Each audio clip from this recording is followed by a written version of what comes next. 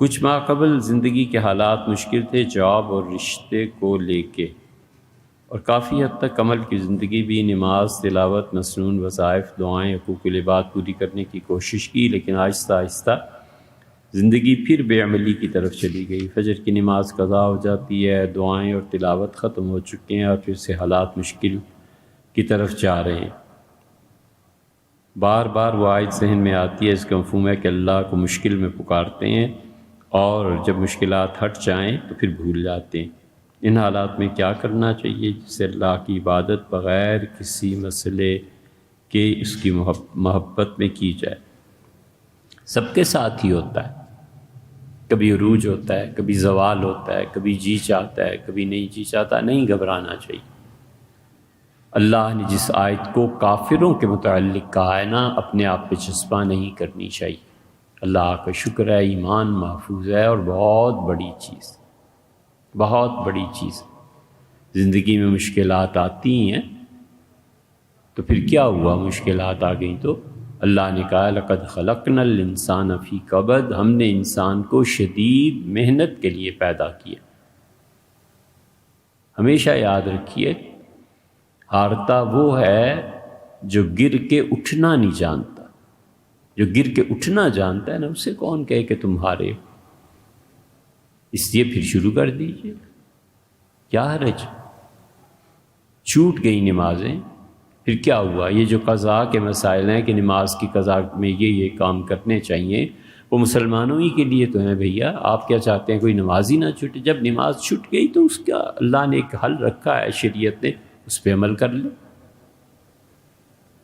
ہمیشہ اللہ پہ یقین، اور اللہ نے جو سہولتیں اپنے بندوں کو دی ہیں ان سے فائدہ اٹھانا، اور دو چیزیں بس، اللہ کے ساتھ تعلق کا غلبہ، اس کی آگے شاخیں بن جاتی ہیں۔ کچھ لوگوں پہ اللہ کی خشیت کا غلبہ ہوتا ہے، کچھ لوگوں پہ اللہ کی محبت کا غلبہ ہوتا ہے، اور کچھ اللہ کی محبت میں مخلوق کے ساتھ وابستہ ہو جاتے ہیں۔ مخلوق کی بظاہر محبت کا غلبہ ہوتا ہے، لیکن حقیقت میں وہ مخلوق کی محبت کا غلبہ نہیں ہے، بلکہ کہنے والے نے کہا ہے کہ میری مخلوق کی خدمت کرو۔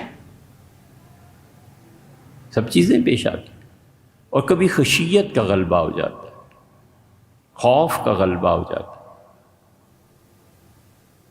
آپ نے کبھی دیکھا اور سنا ہو، گناہ سے کبھی ایسی شرمندگی ہوتی ہے کہ آدمی توبہ سے بھی ڈرتا ہے، توبہ بھی نہیں کر پاتا۔ تو اس کا کیا مطلب ہے کہ اللہ تعالیٰ معاف نہیں کرے گا؟ اللہ نہیں جانتا اپنے بندے کے حالات کو، کہ اتنا اپنے آپ کو مجرم تصور کرتا ہے کہ اب ہمارے سامنے توبہ کے لیے بھی ہاتھ نہیں پھیلا سکتا، تو اس کی رحمت کو جوش نہیں آئے گا۔ جنت بنائی آخر کس کے لیے؟ جنت سے بھی بڑی چیز، ہمیشہ بلندی پہ جانا چاہیے، ہمیشہ اللہ سے بڑی چیزیں مانگنی چاہیے، اور اللہ کا دیدار ہے، اللہ کی رویت۔ ساری زندگی جس اندیکھے کی محبت میں نیند چھوڑی، گھر چھوڑا، کھانا چھوڑا، روزے رکھ کے مجاہدہ کرتے رہے، اور وہی نہ ملے تو جھک مارے آدمی کرے کیا؟ بلند ہمت رکھ کے اور دعا مانگتا رہے کہ فرشتے بھی نہیں چاہیے، جو آپ نے سورہ انعام میں فرمایا نا کہ کچھ لوگوں کی روح آپ خود اپنے ہاتھ سے نکال لیتے ہیں، مجھے وہ چاہیے۔ کبھی ہے حقیقت منتظر نظر آ لباس مجاز، کہ ہزاروں سجدے تڑپ رہے ہیں میری جبین نیاز۔ محبت خود تقاضا کرتی ہے، اگر ہو نا اور چوٹ لگی ہوئی ہو محبت میں، تو خود تقاضا کرتی ہے کہ آپ نہیں دکھائی دیتے، میں ایک بت بنا لوں، اس کے سامنے ہاتھ جوڑوں، سمبولک خدا بنا لوں کوئی۔ آپ مجھے ملتے نہیں ہیں، آپ مجھ سے بات نہیں کرتے۔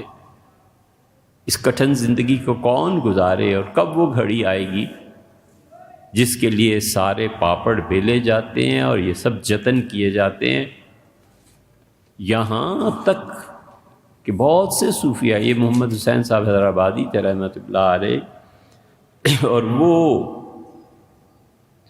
وحدت الوجود کا اتنا غلبہ ہو گیا تھا کہ انہوں نے گھر والوں کو کہا کہ یہ چھریاں وریاں جو ہے نا یہ کہیں اور رکھا کرو، مجھے اللہ کی محبت اور اللہ سے ملاقات کا اتنا شوق ہے کہ کہیں خدا نہ خواستہ میں خودکشی نہ کر لوں۔ یہ گناہ 100 نیکیوں سے اچھا ہے، اس لیے اللہ سے محبت کیجیے، چھوڑیے، سب چیزیں ہوتی رہتی ہیں اور سب کے ساتھ ہوتی ہے۔ بندگی ہے نا، بندہ بن کے رہنا چاہیے۔